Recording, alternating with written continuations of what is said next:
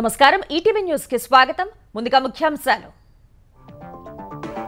ఏపీలో సుస్థిరాభివృద్ధి లక్ష్యంగా స్వర్ణ గ్రామ పంచాయతీ కార్యక్రమం నేడు 13,000కు పైగా పల్లెల్లో ఒకేసారి గ్రామ సభలు హాజరు కానున్న చంద్రబాబు పవన్ కళ్యాణ్ పుంగనూరులో మాజీ మంత్రి పెద్దిరెడ్డి భూదందా బినామీలకు 982 ఎకరాలు పంచిపెట్టినట్లు విజిలెన్స్ నివేదిక జేసీ ఆర్డీఓలపై కేసుల నమోదుకు సిఫారసు నేడు ఖర్గేతో తెలంగాణ కాంగ్రెస్ నేతల భేటీ హస్తినకు వెళ్లిన రేవంత్ సహా ముఖ్య నాయకులు పీసీసీ చీఫ్ నియామకం మంత్రివర్గ విస్తరణపై చర్చ జనవరి నుంచి రేషన్ దుకాణాల్లో సన్నబియ్యం తెలంగాణ సర్కార్ నిర్ణయం పక్కదారి పట్టిస్తే చర్యలు తప్పవన్న మంత్రి ఉత్తమ్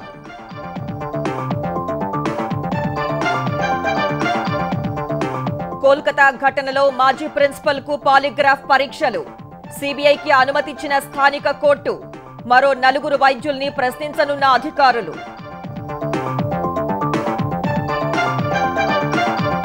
భారత్లో అల్ ఖైదా కుట్ర భగ్నం 3 రాష్ట్రాల్లో 14 మంది ఉగ్రవాదుల అరెస్ట్ పండుగ వేళ దాడులకు పథకం వేసినట్లు ఢిల్లీ పోలీసుల ప్రకటన లుసానే డైమండ్ లీగ్ లో మెరిసిన నీరజ్ చోప్రా జావెలిన్ ను 89.49 మీటర్లు విసిరి ద్వితీయ స్థానం కెరీర్లో రెండో అత్యుత్తమ ప్రదర్శన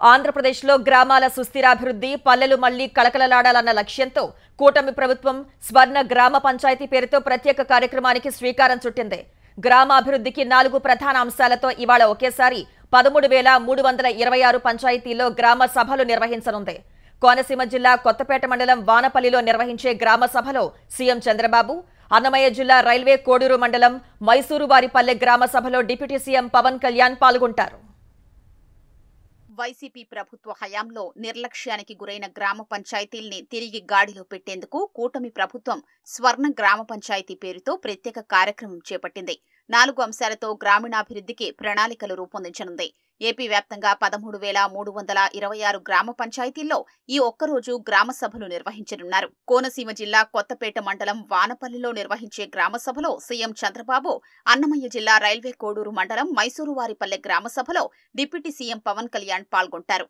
సర్పంచి అధ్యక్షతన జరిగే గ్రామ సభల్లో 4 అంశాలపై చర్చించి తీర్మానాలు చేయనున్నారు మొదటి అంశంలో భాగంగా ఇళ్లకు విద్యుత్ తాగునీటి కనెక్షన్లు మరుగుదొడ్డి సదుపాయం వంట గ్యాస్ కనెక్షన్లు ఇవ్వడంపై చర్చించనున్నారు రెండో అంశం కింద మురుగు కాల్వలు మురుగునీటి వ్యవస్థ నిర్వహణ వీధి దీపాలు సిమెంటు రహదారులు ఘన వ్యర్థాల నిర్వహణపై దృష్టి సారిస్తారు మూడో అంశంగా అంతర్గత రోడ్లు గ్రామాల నుంచి మండల కేంద్రాలకు లింక్ రోడ్ల నిర్మాణంపై చర్చించనున్నారు 4వ అంశంగా ఇంకుడు గుంతలు పంట కుంటల నిర్మాణం ఉద్యానవన పట్టు పరిశ్రమ అభివృద్ధికి సదుపాయాల కల్పన పశువుల పెంపకంపై చర్చించనున్నారు సెప్టెంబర్ మార్చి మధ్య 7 నెలల కాలంలో చేపట్టబోయే అభివృద్ధి పనులపై ప్రణాళికలు తయారు చేయనున్నారు ఉపాధి హామీ పథకంపై ఈ గ్రామ సభల్లో ప్రజలకు అవగాహన కల్పించి నిధుల దుర్వినియోగానికి అడ్డుకట్ట వేయాలని ప్రభుత్వం భావిస్తోంది జాబ్ కార్డు ఉన్న ప్రతి కుటుంబానికి 100 పని దినాలు ఉపాధి కల్పించనున్నారు గ్రామాలు స్వయం శక్తి కేంద్రాలుగా మారాలన్న డిప్యూటీ సీఎం పవన్ కళ్యాణ్ ఈ గ్రామ సభల్లో ప్రతి ఒక్కరూ పాల్గొనాలని కోరారు రెండో తరం సంస్కరణలతో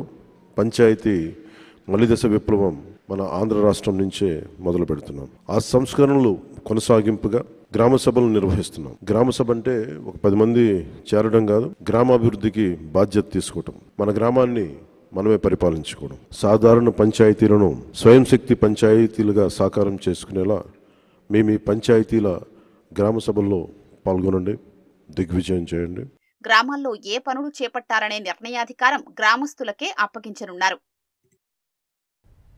సీఎం చంద్రబాబుతో గోద్రేజ్ ఇండస్ట్రీస్ చైర్మన్ నాదిర్ గోద్రేజ్ ఉండవల్లిలోని ముఖ్యమంత్రి నివాసంలో భేటీ అయ్యారు కేంద్ర ప్రాయోజిత పథకం national mission on edible oils oil palm ఏపీలో అమలుపై చర్చలు జరిపినట్లు సీఎం చంద్రబాబు చెప్పారు అమరావతి విశాఖలో పురుగుమందు తయారీ రొయ్యల మేత ఆయిల్ పామ్ సాగు అంశాలకు సంబంధించి 2,800 కోట్ల పెట్టుబడుల అంశంపై చర్చలు జరిగినట్లు తెలిపారు అగ్రి ఆక్వా స్థిరాస్తి రంగాల్లో పెట్టుబడుల ద్వారా ఏపీ ఆర్థిక వ్యవస్థ పెంచే దిశగా గోద్రేజ్ ప్రతినిధులతో సానుకూల చర్చలు జరిగినట్లు చంద్రబాబు వెల్లడించారు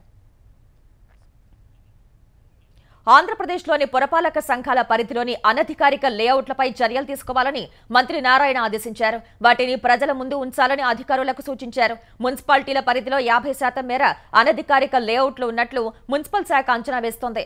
అనధికారిక లేఅవుట్ల ముందు బోర్డులు పెట్టాలని పట్టణ ప్రణాళిక అధికారులకు మంత్రి నారాయణ నిర్దేశించారు. వాటి వివరాలను ప్రకటనల ద్వారా వెల్లడించడంతో పాటు ప్రజలకు అవగాహన కల్పించాలని సూచించారు. క్రయ విక్రయాల ద్వారా సాధారణ ప్రజలు నష్టపోయే ప్రమాదం ఉందని, వాటిని కట్టడి చేయాలని మంత్రి స్పష్టం చేశారు. ప్రభుత్వ భూమిని కాపాడాల్సిన రెవెన్యూ అధికారులు వైసీపీ ముఖ్య నేత చేతిలో కీలు బొమ్మలుగా మారారు.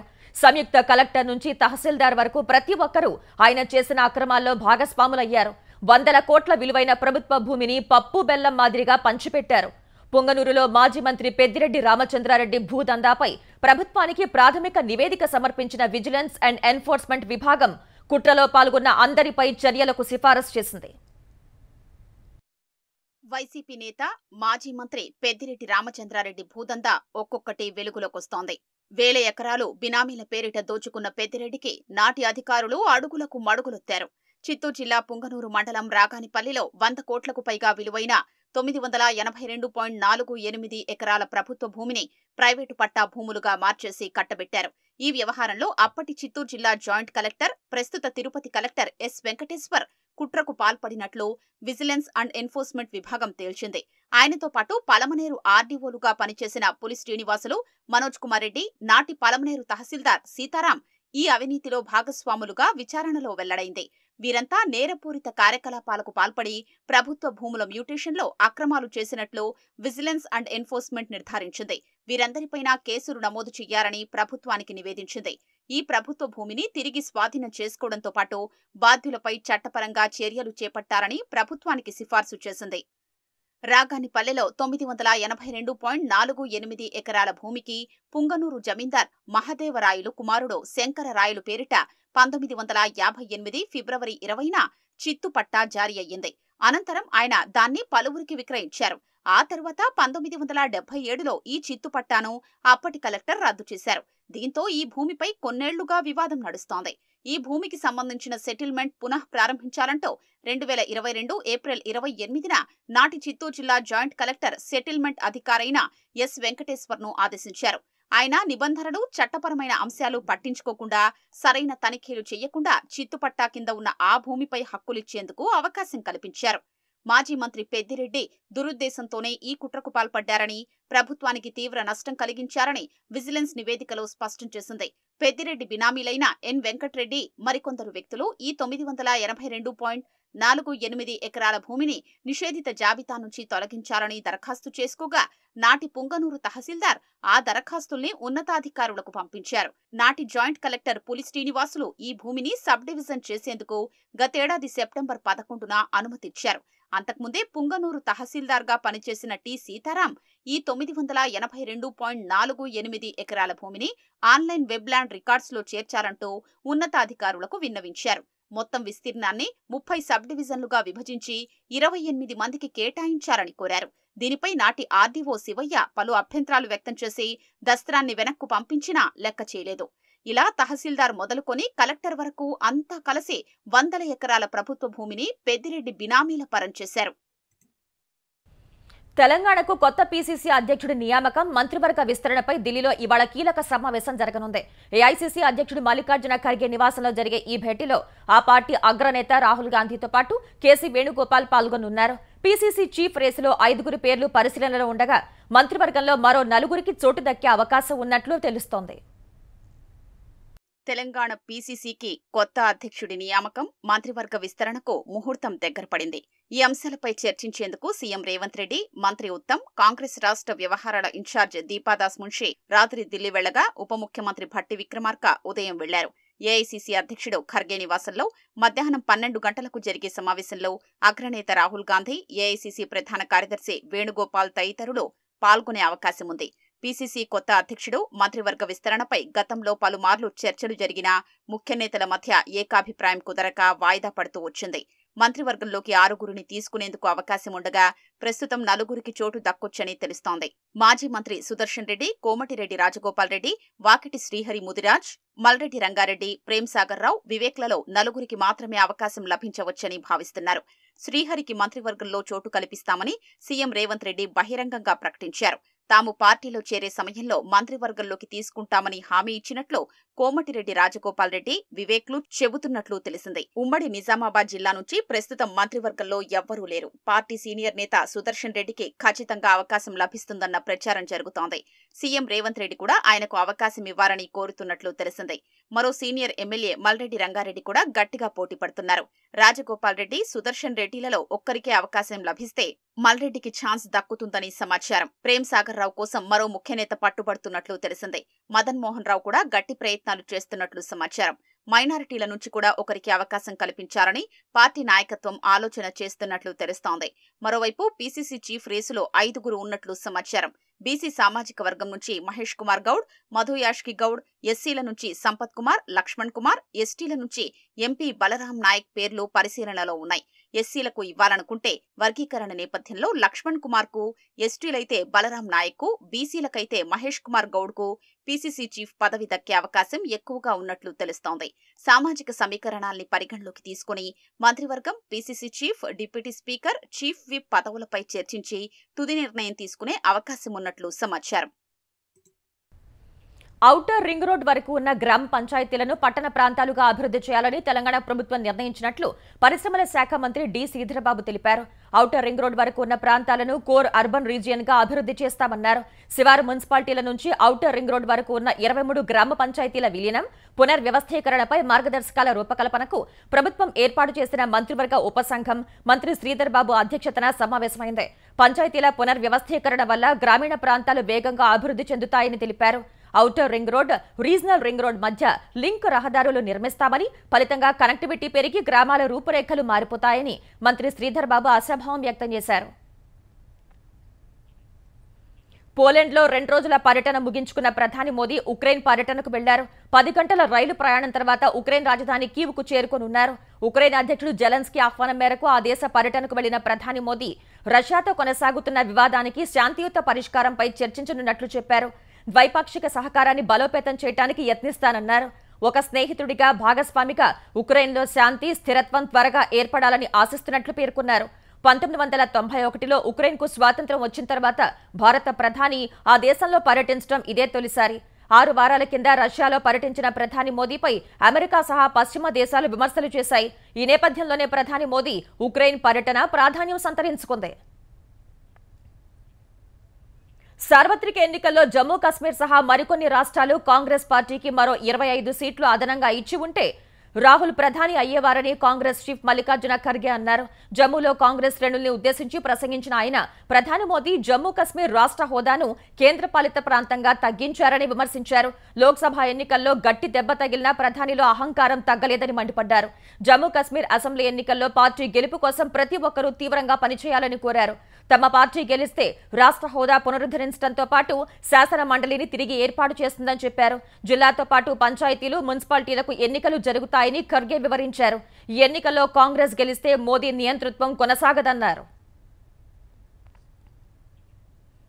అల్ ఖైదా ఉగ్ర కుట్రను ఢిల్లీ పోలీసులు భగ్నం చేశారు. పండుగల వేళ దేశంలో ఉగ్రదాడులకు కుట్ర చేసినట్లు చెప్పారు.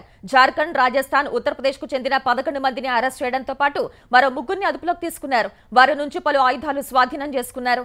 ఇంటెలిజెన్స్ సమాచారం ఆధారంగా ఆయా రాష్ట్రాల పోలీసుల్ని సమన్వయం చేసుకుని ఢిల్లీ పోలీసులు ఈ ఆపరేషన్ నిర్వహించారు. ఖిలాఫత్ ప్రకటించి దేశంలో ఉగ్రదాడులు చేయాలన్నది ముష్కరుల లక్ష్యమని ఢిల్లీ పోలీసులు తెలిపారు. రాజస్థాన్లోని ఆరావళి కొండలు సహా వివిధ ప్రదేశాల్లో ఆయుధాల వాడకంపై శిక్షణ పొందిన 6గురిని భివాడీలో అరెస్ట్ చేసినట్లు చెప్పారు. ఆ తర్వాత రాంచీలో మరో 5గురిని అరెస్ట్ చేసినట్లు తెలిపారు. అల్ ఖైదా ఉగ్రవాదుల నుంచి AK-47 rifle, .38 bore revolver, 66 live క్యాట్రిడ్జ్లు, ఎయిర్ రైఫిల్, హ్యాండ్ గ్రెనేడ్, కీలకమైన రిమోట్ కంట్రోల్ మెకానిజం సహా ఇతర వస్తువులు స్వాధీనం చేసుకున్నట్లు ఢిల్లీ పోలీసులు తెలిపారు.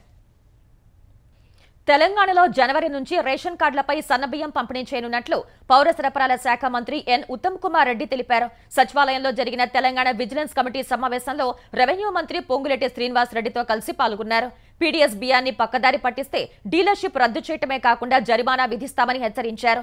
రేషన్ డీలర్ల సమస్యల్ని పరిష్కరించడంతో పాటు వారికి ప్రోత్సాహకాలు అందిస్తామని ఉత్తమ్ హామీ ఇచ్చారు. నాణ్యమైన బియ్యం అందించడం ప్రభుత్వ ప్రాధాన్యమని, అవసరమైన చోట రాయితీపై గోధుమలు సరఫరా చేయాలని ఆదేశించారు.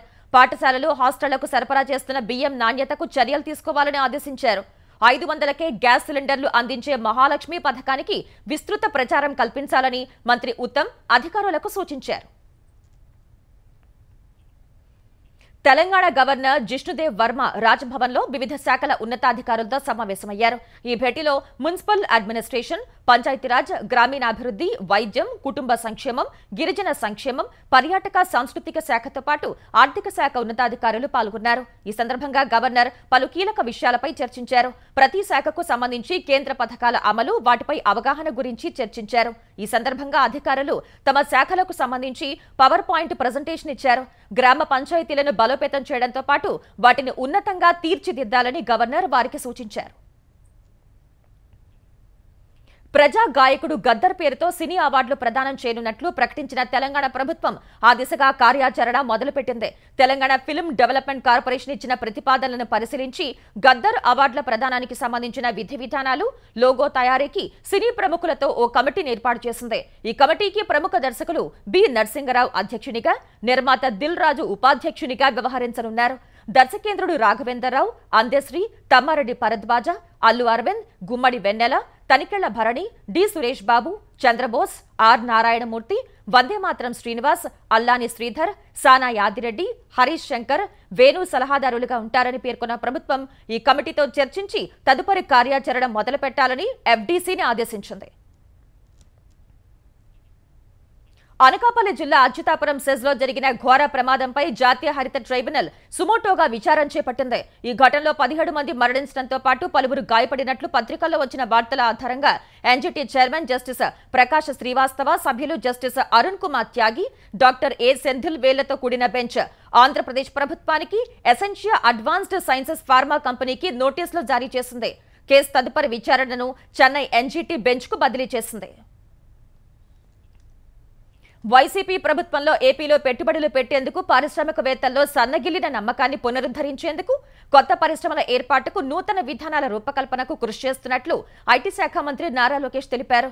ఏపీ అభివృద్ధి, ఆధునిక అవసరాలు, భవిష్యత్ పెను సవాళ్లను తట్టుకునేలా కొత్త నగరాల నిర్మాణంపై తన అభిప్రాయాలను పంచుకుంటూ పృథ్వీ తేజ అనే నెటిజన్ ఎక్స్లో చేసిన పోస్టును లోకేష్ స్వాగతించారు. ఏపీ సమగ్రాభివృద్ధికి సీఎం చంద్రబాబు కట్టుబడి ఉన్నారని, 2047 నాటికి స్వర్ణాంధ్ర సాకారం దిశగా అడుగులు వేస్తున్నట్టు తెలిపారు. దీర్ఘకాలంగా పెండింగ్లో ఉన్న పెట్టుబడిదారుల సమస్యల్ని పరిష్కరిస్తున్నట్లు మంత్రి లోకేష్ చెప్పారు. విశాఖ జిల్లా రుషికొండపై పర్యావరణ అనుమతి లేకుండా భవనాలు నిర్మించిన వ్యవహారంలో ప్రజాధనం దుర్వినియోగం అయిందన్న పిటిషన్పై హైకోర్టు విచారణ జరిపింది. మాజీ సీఎం జగన్, అప్పటి సీఎస్ జవహర్ రెడ్డి, మరికొందరి వల్ల 420 కోట్ల ప్రజాధనం దుర్వినియోగం అయినట్లు సమాచార హక్కు సంఘం జాతీయ అధ్యక్షుడు టి గంగాధర్ వ్యాజ్యం దాఖలు చేశారు. ఈ మేరకు మంగళగిరి గ్రామీణ పోలీసులకు ఫిర్యాదు చేసినా ఎలాంటి పురోగతి లేదని ఆయన ఆరోపించారు. పిటిషనర్ ఫిర్యాదుపై ఏం చర్యలు తీసుకున్నారో తెలియజేస్తూ పూర్తి వివరాలను కోర్టు ముందు ఉంచాలని న్యాయమూర్తి జస్టిస్ బీవీఎల్ఎన్ చక్రవర్తి పోలీసులను ఆదేశించారు. తదుపరి విచారణను 2 వారాల పాటు వాయిదా వేశారు. జూనియర్ డాక్టర్పై జరిగిన అత్యాచారం కేసులో ఆర్జీకార్ వైద్య కళాశాల మాజీ ప్రిన్సిపల్ సందీప్ ఘోష్కు సీబీఐ పాలిగ్రాఫ్ పరీక్షలు నిర్వహించనుంది. ఈ మేరకు ప్రత్యేక కోర్టు అనుమతి మంజూరు చేసింది. ఆగస్టు 9న ఈ ఘటన జరిగిన రోజు విధుల్లో ఉన్న సందీప్ ఘోష్తో పాటు మరో 4 వైద్యులకు సీబీఐ అధికారులు లైట్ డిటెక్టర్ టెస్టులు నిర్వహించనున్నారు. ఈ కేసులో మాజీ ప్రిన్సిపల్ సందీప్ ఘోష్ను వరుసగా 3 రోజుల పాటు ప్రశ్నించగా ఆయన పొంతనలేని సమాధానాలు చెప్పినట్టు తెలుస్తోంది. దీంతో ఆయనకు లైట్ డిటెక్టర్ పరీక్ష నిర్వహించాలని సీబీఐ నిర్ణయించింది. ఇందులో భాగంగానే న్యాయస్థానం అనుమతి పొందిన అధికారులు లైట్ డిటెక్టర్ పరీక్షలు జరిపే ఏర్పాట్లలో నిమగ్నమయ్యారు. రోగులకు ముప్పు తెచ్చే అవకాశం ఉందనే కారణంతో కేంద్ర ప్రభుత్వం 156 రకాల ఔషధాలను నిషేధించింది. వాటిలో జ్వరం, జలుబు, నొప్పులు, అలర్జీలకు వాడే మందులు కూడా ఉన్నాయి. స్థిర మోతాదులో 2 అంతకంటే ఎక్కువ క్రియాశీల ఔషధ పదార్థాలను కలిపి వాడే మందుల్ని కాక్టెయిల్ డ్రగ్స్ అని వ్యవహరిస్తారు. ఎసెక్లోఫెనాక్ 500 mg, పారాసెటమాల్ 125 mg మాత్రల్ని, mefenamic acid, paracetamol injection, cetirizine HCl మందుల్ని కేంద్రం నిషేధిత జాబితాలో చేర్చింది. ఈ మేరకు నోటిఫికేషన్ విడుదల చేసింది. సురక్షితమైన ప్రత్యామ్నాయ మందులు ఉండగా ఫిక్స్డ్ డోస్ కాంబినేషన్ ఔషధాలను వాడటం ప్రమాదకరమని అందులో పేర్కొంది. రెజ్లింగ్ ఫెడరేషన్ ఆఫ్ ఇండియా మాజీ చీఫ్ బ్రిజ్ భూషణ్ పై లైంగిక వేధింపుల ఆరోపణలు చేసిన మహిళా రెజ్లర్లకు వెంటనే భద్రత పునరుద్ధరించాలని ఢిల్లీ కోర్టు ఆదేశించింది. Additional chief judicial magistrate Priyanka Rajput ఈ మేరకు మధ్యంతర ఉత్తర్వులు జారీ చేశారు. వాంగ్మూలం నమోదు చేసేందుకు మహిళా రెజ్లర్ ఇవాళ కోర్టుకు హాజరు కావాలని సూచించారు. WFI మాజీ చీఫ్ బ్రిజ్ భూషణ్ కు వ్యతిరేకంగా సాక్ష్యం చెప్పేందుకు సిద్ధంగా ఉన్న 3 మహిళా రెజ్లర్లకు బుధవారం పోలీస్ భద్రత ఉపసంహరించారని పిటిషనర్ల తరపు న్యాయవాది తెలిపారు. రెజ్లర్లకు భద్రత ఉపసంహరించడానికి గల కారణాలపై ఇవాల్టిలోపు నివేదిక సమర్పించాలని జడ్జి ఆదేశించారు. బ్రిజ్ భూషణ్ కు వ్యతిరేకంగా సాక్ష్యం చెప్పేందుకు సిద్ధంగా ఉన్న మహిళా రెజ్లర్లకు పోలీసు భద్రత ఉపసంహరించారని వినేష్ ఫోగాట్ ఎక్స్లో పోస్ట్ చేశారు. అయితే ఢిల్లీ పోలీసులు మాత్రం తాము ఎవరికీ భద్రత ఉపసంహరించలేదని చెప్పడం ప్రాధాన్యం సంతరించుకుంది. బంగ్లాదేశ్ మాజీ ప్రధాని షేక్ హసీనాపై మరిన్ని కేసులు నమోదయ్యాయి. ఆమెతో పాటు మాజీ కేబినెట్ సభ్యులు, పోలీస్ ఉన్నతాధికారులపై 5 హత్య కేసులు నమోదు చేశారు. దీంతో ఇప్పటి వరకు షేక్ హసీనాపై నమోదైన కేసుల సంఖ్య 49కి చేరుకుంది.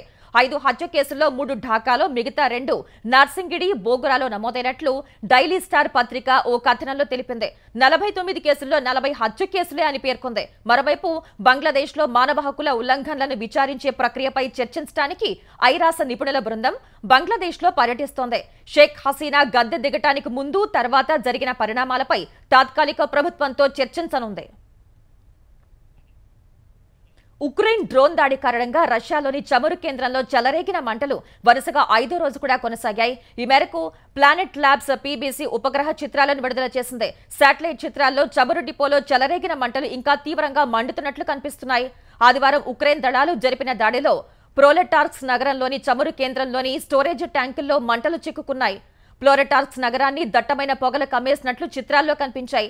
కస్క్ ప్రాంతంలో చాలా భూభాగాన్ని ఆక్రమించుకున్న ఉక్రెయిన్ బలగాలు మరింత ముందుకు సాగుతున్నాయి. వారి దాడులను ఎదుర్కొనేందుకు నగరంలోని బస్టాపుల్లో, ఇతర ప్రాంతాల్లోనూ కాంక్రీట్తో షెల్టర్లను నిర్మించినట్లు రష్యా అధికారులు తెలిపారు.